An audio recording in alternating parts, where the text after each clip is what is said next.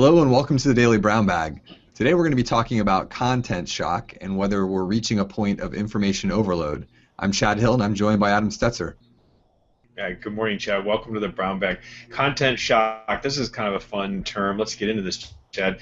We've been talking about content marketing for a good long time, and certainly in 2014, people are saying that it's getting bigger and better, and here's how you do it. And we've certainly been on the wagon, I think, Chad, offering our tip. Of course, Google, with its Hummingbird update, is also geared towards finding the best quality that's relevant to its users, again, emphasizing content marketing. But today we have this contrarian view coming from Mark Schaefer. He's the executive director of Schaefer Marketing Solutions, and he's caused a bit of a stir with his warning about this idea of content shock, which is just sort of this notion of overload. What he's talking about, and he's saying, and he's warning pretty actively, is that we're rapidly approaching a point where there is just so much content out there, Chad, that the human brains collectively, we all have, the eyeballs just can't process it all. And so he's sort of pitching this as sort of a crash, using the analogy of a stock market crash. There's been a bubble, so to speak, in content marketing, and there's going to be a pop. And the reason he's saying this is he's seeing the statistics he's looking at are saying that content is doubling every 9 to 24 months. We've heard stats like that before. It's kind of interesting how they trend along the lines of how technology gets faster and better.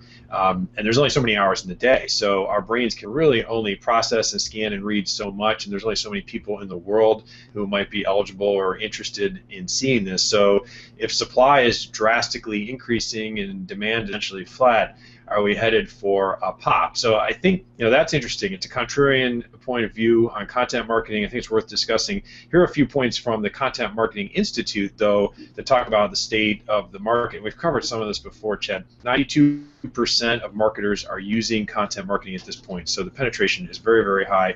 60% of B2C marketers and 58% of B2B marketers are planning to increase their content marketing budgets in 2014.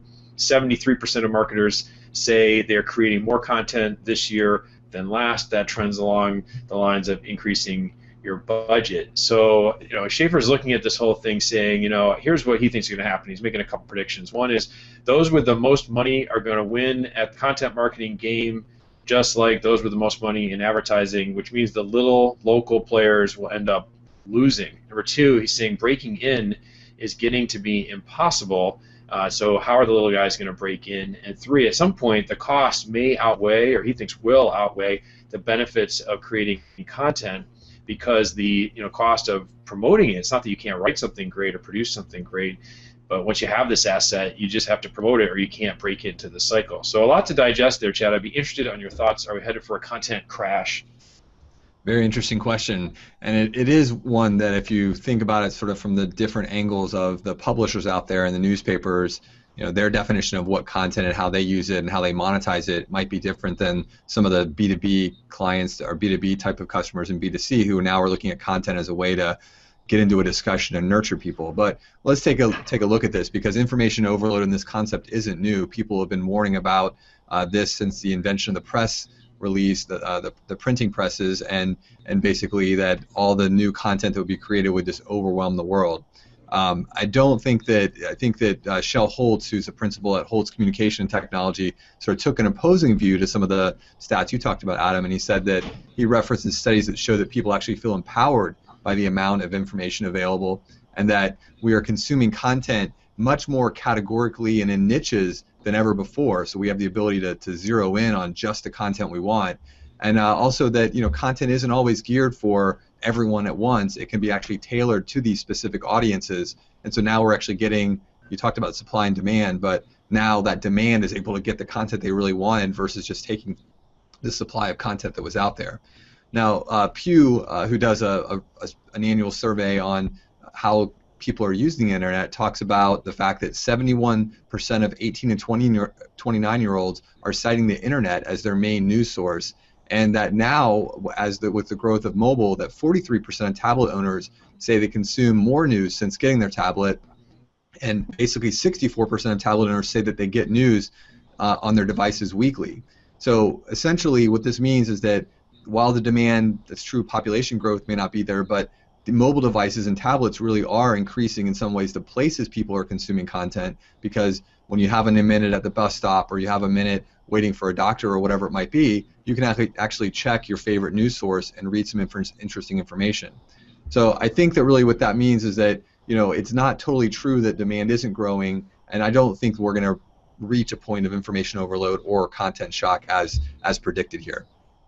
Very interesting. I think these macro trends are really fascinating. I think you're right. There's a lot of subtlety here.